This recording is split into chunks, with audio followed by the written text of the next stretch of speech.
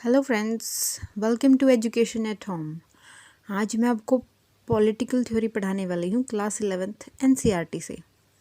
वैसे तो हमने ये पढ़ना है पॉलिटी के बारे में। पॉलिटी जो है मैं आपको एनसीईआरटी से लेकर एडवांस्ड बुक जो कि है M Lakshmikant, Indian polity by M Lakshmikant, वो भी करवाने वाली हूँ।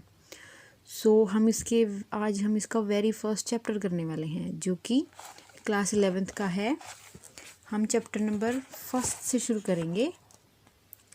तो मैं आपको ये सब कुछ बुक से ही करवाने वाली हूँ क्योंकि नोट्स जो हैं वो आपको एक एक्सट्रैक्ट देते हैं कि सिर्फ शॉर्ट में आपको सारी चीज़ें मिल जाती हैं, लेकिन अगर आप बुक से पढ़ते हैं तो छोटी छोटी चीज़ें जो हैं वो मिस नहीं होंगी आपके नोट्स में। सिर्फ आपको मेन चीज़ें पता चलेंगी, लेकिन अगर आप से डायरेक्ट जो बुक से पढ़ेंगे तो आपको सारी चीज़ें डायरेक्टली और ईजिली समझ आएंगी।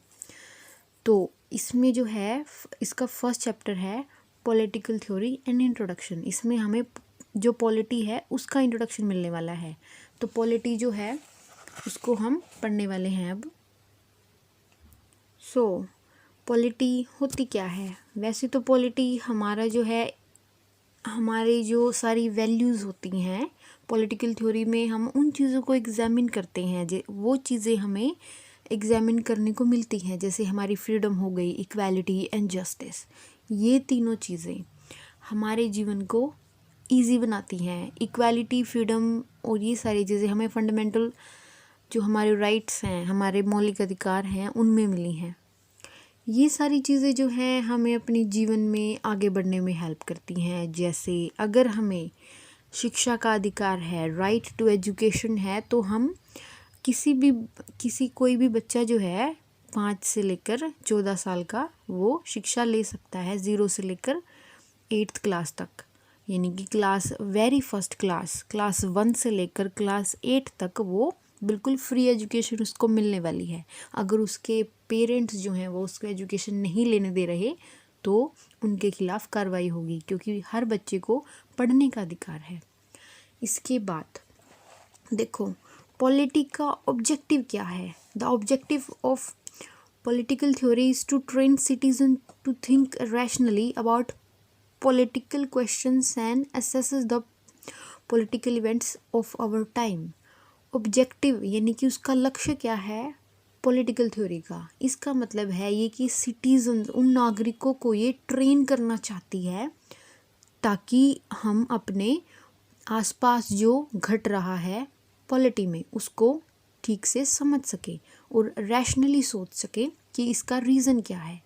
And assess the political events of our time, और हमारे समय में जो पॉलिटिकल इवेंट हो रहे हैं उनके बारे में हमें फुल इन्फॉर्मेशन हो। इसके बाद है व्हाट इज़ पॉलिटिक्स। पॉलिटिक्स है क्या? It is a kind of public service. ये एक प्रकार की पब्लिक सर्विस है। इसमें जो है हमारा एक रिप्रेजेंटेटिव है जो कि हो सकते हैं, जो आप किसी को भी मान सकते हैं, अपने एमएलए, एमपी या प्राइम मिनिस्टर। वो उन चीज़ों के लिए प्रॉमिस करते हैं जो वो हमारे लिए करना चाहती हैं, लेकिन जो जनता है वो भी तो कुछ चाहती है। उनकी ज़रूरतों को ध्यान में रखते हुए उनको अंडरस्टैंड करके सारे एम्बिशंस और सेटिस्फाई हम करते हैं अपनी वांट्स को, यानी कि अपनी ज़रूरतों को। तो इसमें क्या है, Mahatma Gandhi once observed had that politics envelop us like coils of a snake and there is no other way out of but to wrestle with it। तो क्या है, महात्मा गांधी जी ने भी कहा था एक बार कि पॉलिटिक्स जो है उसने, राजनीति ने हमें इस प्रकार घेर लिया है जैसे कोई सांप किसी के चारों तरफ लिपट जाता है और इससे बाहर निकलने का कोई रास्ता नहीं है, हमें इसके साथ लड़ना ही होगा। तो क्या है, पॉलिटिकल जो थ्योरी है ये हमें बताने वाली है कि जो हमारे जीवन में आसपास जो राजनीतिक चीज़ें हो रही हैं उनका क्या इम्पोर्टेंस है उनकी। अब ज़्यादातर लोग तो ये बोलते हैं कि ज़्यादातर पॉलिटिशियन जो है झूठ बोलते हैं। तो ये बुक जो है, इस बुक के वेरी नेक्स्ट पेज नंबर 3 पर एक स्निपेट, एक छोटा सा कार्टून है। इसमें लिखा है, You must retire from the politics at once. Your activities are having a bad influence on him. He thinks that he can get away with lying and cheating. तो जो ये इसमें एक लेडीज़ है जो अपने बच्चे को लेकर आई है, वो बोलती है कि ये देखो ये सारे बैठे हैं पॉलिटिशियंस, तो मैं उनको बोलती है कि तुम सबको रिटायर हो जाना चाहिए पॉलिटिक्स से, क्योंकि तुम लोग जो बातें बोलते हो ना, उसका मेरे बच्चे पर गलत असर हो रहा है। इसको लगता है कि ये झूठ बोलकर और चीट करके निकल जाएगा, लेकिन ऐसा नहीं होना चाहिए। तो तुम सब लोग जो है अपना रिटायर हो जाओ। यानी कि ज़्यादातर लोग बोलते हैं कि बहुत सारे केसेस में जो क्राइम्स होते हैं पॉलिटिक्स में बहुत सारे क्राइम्स, बहुत सारे स्कैम्स होते हैं, इसलिए पॉलिटिक्स को ज़्यादातर लोग गंदा बोलते हैं। It is a very bad thing is a politics. तो पॉलिटिक्स ही के बारे में ही ये लोग, आजकल के लोग काफ़ी पॉलिटिक्स, हम किसी को भी बोल सकते हैं कि ये तो पॉलिटिक्स कर रहा है। अगर वो अपना अपना बेनिफिट देखता है तो हम उसको बोल देते हैं कि ये तो पॉलिटिक्स कर रहा है। तो ये चीज़ें हमें इस पॉलिटिकल थ्योरी में ये सारी चीज़ें हमें पढ़ने को मिलने वाली हैं। ओके, तो अब नेक्स्ट है इसमें, but politics is not confined to the affairs of the government. ये बोल रहे हैं कि जो पॉलिटिक्स है यानी कि राजनीति है, वो सिर्फ सरकार के ही कामों तक सीमित नहीं है। In fact the government do is relevant because it affect the lives of the people in many different ways. क्योंकि जो भी सरकार करेगी वो हर एक इंसान की ज़िंदगी पर बहुत अलग अलग तरीक़ों से असर डालने वाला है। इसलिए जो पॉलिटिक्स है वो सिर्फ सरकार का काम नहीं है। हर एक इंसान की ज़िंदगी और उसकी सिक्योरिटी सरकार ही इंश्योर करती है। If the government in power allows any conflict to become violent, अगर सरकार किसी भी जो हमारे आसपास जो कन्फ्लिक्ट हो रहा है, मतलब थोड़ा बहुत झगड़ा टाइप, अगर सरकार उसको वायलेंट होने दे, वो तो वायलेंट होगा ही। अगर सरकार नहीं रोकेगी, जैसे आंदोलन है, सरकार उसको वायलेंट होने से रोकेगी। Markets lose down and schools are shut, market जो है वो नीचे गिर जाती हैं सारी, और स्कूल जो है वो भी बंद हो जाते हैं, क्योंकि हर जगह वायलेंस ही वायलेंस है। जैसे कि रॉयट्स होते हैं, दंगे होते हैं। Since the action of the government affects us deeply, जबकि जो भी गवर्नमेंट जो है एक्शन लेती है उसका हम पर बहुत गहरा प्रभाव पड़ता है। We take a lively interest in what governments do, हम जो हैं उसमें बिल्कुल इंटरेस्ट लेते हैं कि सरकार क्या कर रही है। We form associations and organise campaigns to articulate our demands, हम क्या करते हैं फिर कि जो सरकार कर रही है उसके खिलाफ हम एसोसिएशंस बना लेते हैं, कुछ गठबंधन जैसी चीज़ बनाते हैं और कैंपेन चला देते हैं। क्या करने के लिए? अपनी डिमांड्स को उनको बताने के लिए। जैसे आजकल किसान आंदोलन चल रहा है, वो लोग अपनी डिमांड लेकर बैठे हैं और सरकार अपनी बातें बोल रही है। तो ये सारी चीज़ें होती हैं। तो ये सारी चीज़ें आपको इस पॉलिटिकल थ्योरी में पढ़ने को मिलने वाली हैं। To sum up, politics arises from the fact that we have different vision of what is just described for us and our society. अब पॉलिटी में हमें ये पढ़ने को मिला है कि पॉलिटिक्स सिर्फ वही नहीं है जो हमने डिफरेंट विजन्स हैं, और ये हमारे लिए जो भी हमारे लिए डिज़ायरेबल होता है, हमारी सोसाइटी के लिए होता है, पॉलिटिक्स उसमें भी इन्वॉल्व होती है। It involves multiple negotiation that go on a society through which elective decisions are made. वो डिसीजन लिए जाते हैं सोसाइटी में पॉलिटिक्स के द्वारा जो ज़्यादा लोगों के हित में होते हैं। At one level it involves what government do and how they relate to the aspiration of the people. एक लेवल पर तो ये होता है कि सरकार जो करती है और how they relate to the aspiration of the people, और उस काम को जो सरकार जो है उस काम को लोगों से रिलेट कर देती है कि इसका लोगों पर क्या प्रभाव पड़ता है। और दूसरा at another level it involves how people struggle and influence decision making, और दूसरा है कि लोग खुद स्ट्रगल करके उनके जो डिसीजंस हैं उनको इन्फ्लुएंस करते हैं, यानी कि उनको उन पर कुछ अपना प्रभाव डालते हैं। इसका मतलब है कि जो भी आजकल जैसे किसान आंदोलन चल रहा है, तो लोग जो है स्ट्रगल कर रहे हैं, इन्फ्लुएंस कर रहे हैं उनके डिसीजंस को, यानी कि फार्म बिल्स के लिए।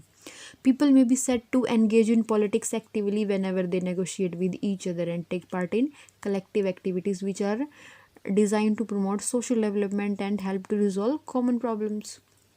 इसमें है कि लोग जो हैं वो भी पॉलिटिक्स में मतलब वो भी लोग जो है अपनी एक्टिविटीज़ उनकी एक्टिविटीज़ में सारियों में जो है पॉलिटिक्स इन्वॉल्व होती है। तो क्या होता है कि वो जब भी उनको ये लगता है कि ये चीज़ हमें नेगोशिएट करनी चाहिए, तो वो लोग इकट्ठा होकर नेगोशिएट करते हैं एक दूसरे के साथ, और जो है उन एक्टिविटीज़ में एक साथ भाग लेते हैं जो प्रमोट करती हैं सोशल डेवलपमेंट, मतलब सामाजिक विकास को आगे बढ़ाती हैं, और रिजॉल्व कॉमन प्रॉब्लम, और इसमें जो है आम जो भी हैं रिजॉल्व हो जाती हैं सारी प्रॉब्लम्स, उनको रिजॉल्व करने के लिए लोग इकट्ठा होते हैं इस प्रकार।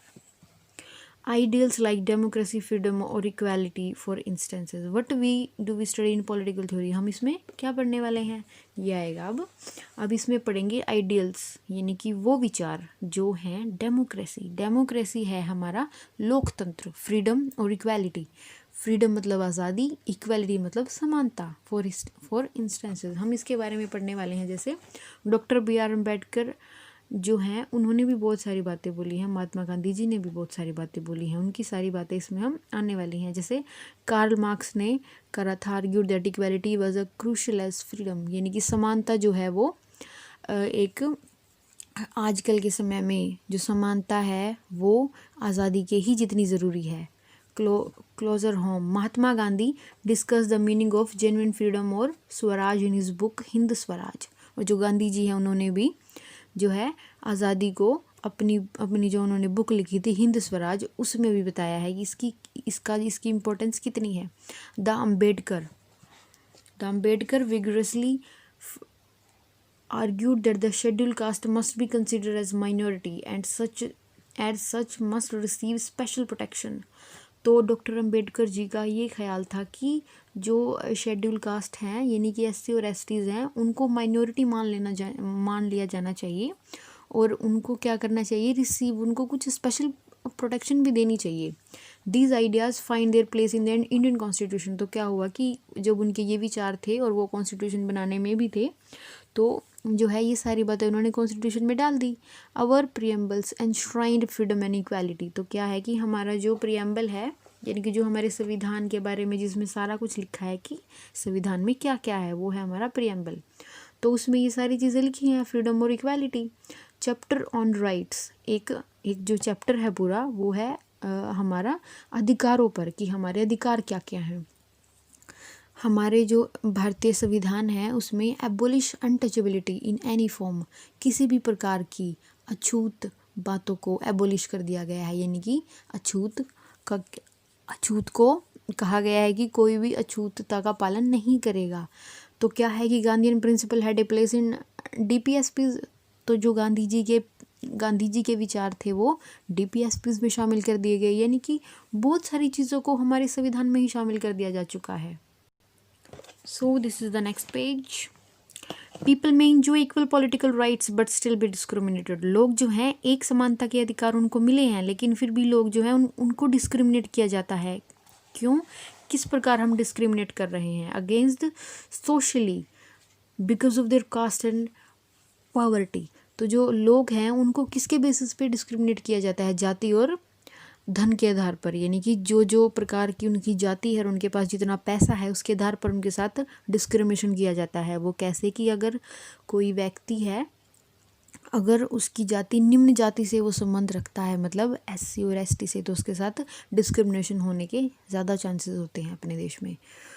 सम people may have a privileged place in society while others are deprived even of basic necessities, यानी कि कुछ लोगों को तो इतनी आज़ादी है कि उन लोगों को सारी चीज़ें मिली हुई हैं, उनको सोसाइटी में हाई लेवल पर हैं वो लोग, लेकिन जो कुछ लोग ऐसे भी हैं हमारे देश में जिनको कि बेसिक नेसेसिटी मतलब आधारभूत उनकी ज़रूरतें भी वो लोग पूरी नहीं कर सकते। Some are able to achieve whatever goals they set for themselves, कुछ लोग तो हैं जो अपने लिए जो भी गोल बना लेते हैं वो उसको पूरा कर सकते हैं, लेकिन कुछ लोग जो हैं वो इतना भी नहीं कर सकते कि खुद पढ़ सके और पढ़कर एक अच्छा अपना फ्यूचर बना सकें। For them freedom is still a distant dream, उन लोगों के लिए आज़ादी अभी भी एक बहुत दूर का सपना है। सेकेंडली, अब दूसरी बात ये है, freedom is guaranteed in our constitution, जो आज़ादी है वो हमारे संविधान में बोली गई है। We encounter new interpretation at all the time, हमें आज़ादी की नई भाषाओं में हमें मिलती है। जैसे आज़ादी यानी कि हमें फंडामेंटल राइट जो मिले हैं, जैसे पुट्टास्वामी केस हो गया, यूनियन ऑफ इंडिया, यानी कि पुट्टास्वामी केस में क्या कहा गया था कि right to privacy, right to life जो है वो हमारा राइट टू प्राइवेसी से जुड़ा हुआ है, यानी कि जो हमारा सुप्रीम कोर्ट है वो इसके बारे में अलग अलग जो इंटरप्रिटेशन करता रहता है, यानी कि एक ही चीज़ को की जो है उसकी डेफिनेशंस में ही बहुत सारी चीज़ें इन्वॉल्व हो जाती हैं, यानी कि राइट टू लाइफ, ज़िंदगी का अधिकार। ज़िंदगी के अधिकार में आपको शादी करने का अधिकार भी शामिल कर दिया गया है अब, यानी कि बहुत सारी चीज़ें हमें धीरे धीरे करके चीज़ें शामिल हो रही हैं। तो राइट, अब देखो, right to life has been interpreted by the court to include the right of livelihood, यानी कि ज़िंदगी के अधिकार में, जीवन के अधिकार में ही लिवलीहुड मतलब उन लोगों को अपना जीवन यापन करने के लिए क्या क्या करना है, मतलब उनके जीवन को क्या चाहिए उनको, एक डिसेंट जॉब चाहिए, तो वो जॉब भी लेना उनका एक अधिकार मान दिया गया है, जो कि है एमजी नरेगा। देखेंगे आपकी कि एमजी नरेगा में हमें जो है कार्य, यानी कि कोई भी काम करने के लिए हमें वहाँ एनरोल होना होता है, जो कि है कोई भी अनस्किल्ड काम हम कर सकते हैं, यानी कि वो काम जैसा लेबर वगैरह का काम वो हम बिल्कुल ले सकते हैं। सिर्फ 15 दिन के अंदर ही हमें काम मिल जाएगा अगर हम एमजी नरेगा में जाएंगे तो। The fundamental rights guaranteed by our constitution has been amended and expanded over time through judicial interpretation and government policies which are designed to address new problems। तो क्या है, फंडामेंटल राइट जो है हमारे संविधान में, उसमें क्या किया गया है कि उनको बार बार अमेंड किया जाता है और एक्सपेंड किया जाता है ज़्यादा से ज़्यादा समय तक, और कोर्ट उनको बार बार डिफ़ाइन करता है। और जो गवर्नमेंट हमारी जो पॉलिसीज़ बनाती है ना, वो भी इन्हीं में आने वाली प्रॉब्लम्स के साथ ही बनाती है, यानी कि उनको देख के कि भी इसमें क्या क्या प्रॉब्लम आ रही हैं, तो वो लोग उनको रिजॉल्व करके नया कानून बना देते हैं। And thirdly, in our world changes, as our world changes we may discover new dimension of freedom as well as threats to freedom। अब तीसरी बात ये भी है कि जैसे जैसे हमारा समय बीतता है, दुनिया बदलती है, तो क्या होता है कि हमें नए नए आयाम मिलते हैं फ्रीडम के, मतलब आज़ादी के नए नए आयाम हमें मिलते हैं। उसके बाद जो है हमें उसके बाद नई नई चीज़ें और भी मिलते हैं। जैसे हमें मिला है डायमेंशन, नया आयाम मिला है आज़ादी का, लेकिन उसके साथ ही हमें उसके साथ थ्रेट्स भी मिले हैं आज़ादी के लिए। जैसे हमें अब नया वो है कि राइट टू प्राइवेसी, यानी कि हम जैसे राइट टू प्राइवेसी और राइट टू इंटरनेट को भी आजकल शामिल करने की बातें चल रही हैं कि हमें इंटरनेट पाने का भी अधिकार है। तो इसमें जो है देखेंगे आपकी इसमें कुछ आज़ादी मिली है हमें। और न्यू थ्रेट्स मतलब कुछ साइबर सिक्योरिटी के बारे में हमें न्यू थ्रेट्स भी मिला है उसी रूप में, दूसरा एक समस्या भी है। Easier for activist to network with one another across the world for protecting tribal culture and forest. Internet commerce is all set to increase in the future. Information give about our self online to buy goods and service must be protected. तो हमें जो information हम उन companies को देते हैं, यानी कि हमारी कार्ड इन्फॉर्मेशन, जैसे कोई भी कार्ड इन्फॉर्मेशन हमने उनको दे दी और कोई चीज़ परचेज़ कर ली, तो वो इन्फॉर्मेशन उनके पास है, वो उसको शेयर कर सकते हैं। तो हमें राइट टू प्राइवेसी होनी चाहिए, ये बात इसमें बोली गई है।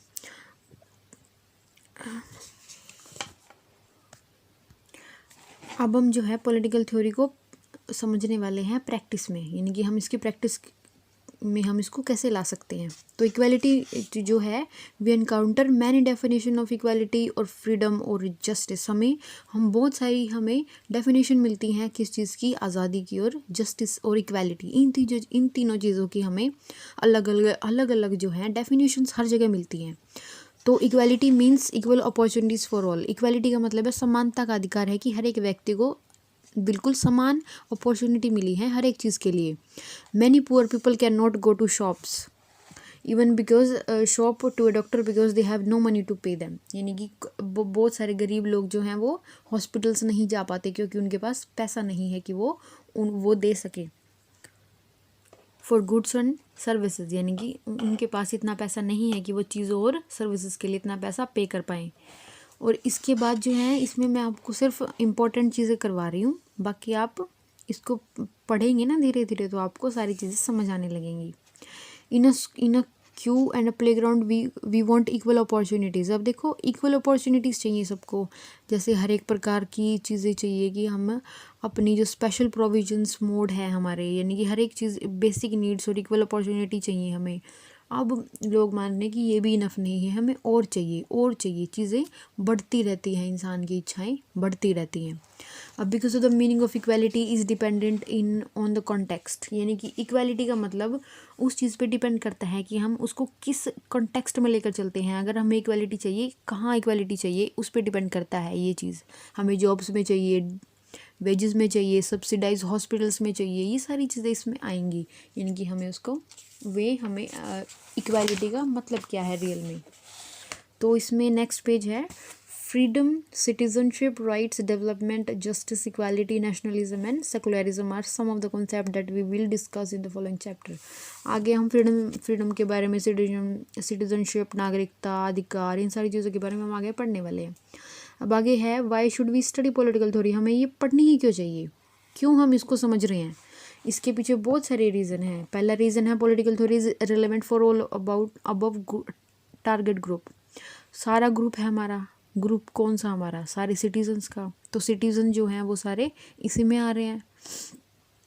इस पूरे ग्रुप पर फ़र्क पड़ता है अगर गवर्नमेंट कोई भी काम करती है। तो हमें पॉलिटिकल थ्योरी का पता होना चाहिए कि वो लोग ऐसा क्यों कर रहे हैं, उन्होंने ये एक्शन क्यों लिया। Secondly, we all are going to citizen entitle to vote, decide to other issues, decide other issues. तो क्या है कि हमें वोट डालने का अधिकार है। अगर हम वोट डालते हैं तो हमें ये भी अधिकार होना चाहिए कि वो जिसको हमने इलेक्ट करके वहाँ बिठाया है वो क्या कर रहा है और क्यों कर रहा है, हमें ये भी पता होना चाहिए।